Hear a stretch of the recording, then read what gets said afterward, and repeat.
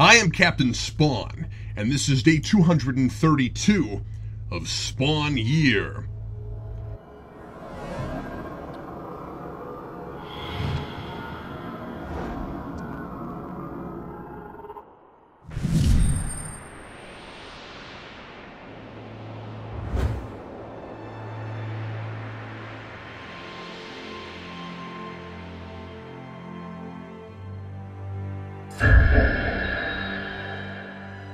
Yesterday I said that Jim Downing has, so far, been pretty well consistently characterized, even if he is a bit of a blank slate so far on account of the amnesia. Today I'm worried about it, worried that the amnesia compounded with the Spawn costume's influence is a recipe for a character who, just like Al Simmons and for much of the same reasons, will never be a fully defined person I come to know and understand, because through the course of trying desperately to figure out who he is and what Spawn is, he won't develop a personality of his own.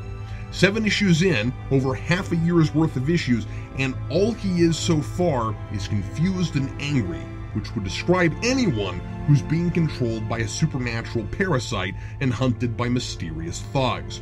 7 issues into Al's story, at least he had a sense that he'd done something worth being sent to hell for, and that he made a choice to return for the woman he loved. Never mind how muddled all that became later.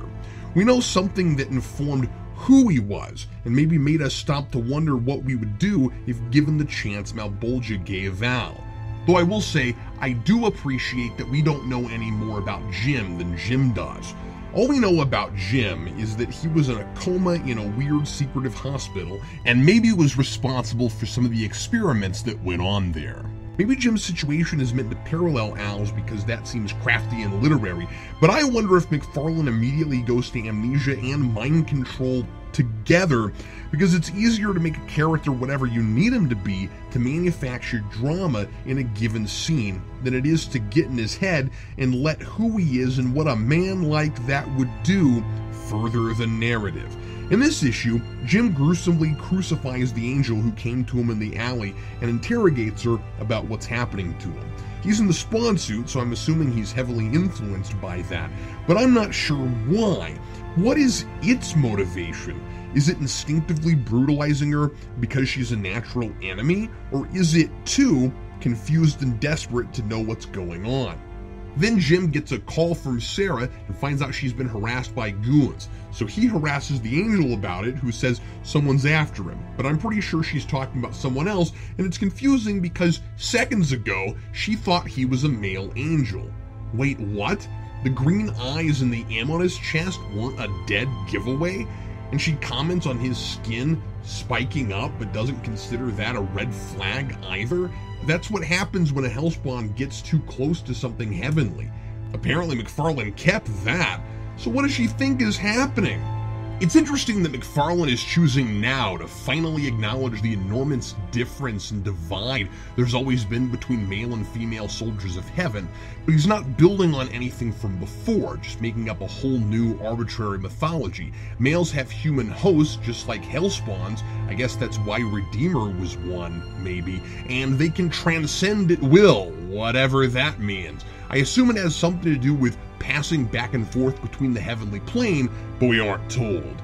So when Spawn stabs her up to the wall, she says angels and Hellspawns can't kill each other on Earth. Well, that's new. Angela followed Spawn to Earth to hunt him.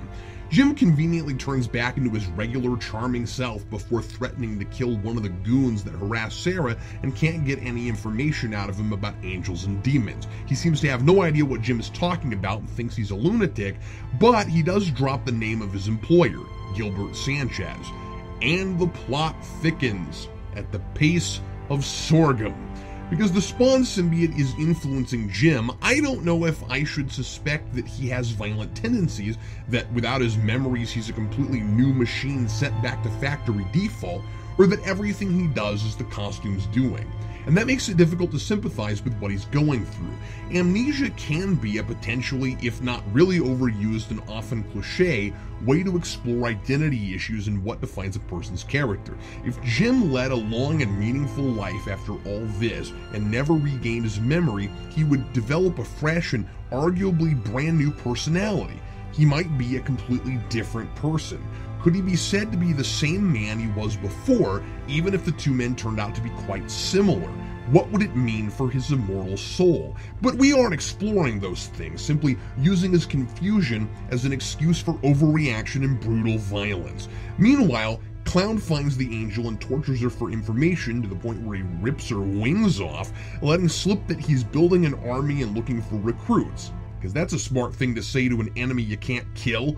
And he finds out someone else from hell did this to her and is surprised not to know who it is. And all of this really long-winded, stretched-out storytelling is done with a clock ticking down like we need some kind of sense of urgency for some reason, but it seems to have no real purpose whatsoever. Because McFarlane is just messing around and calling it a story. Some things never change. Signed, Captain Spawn.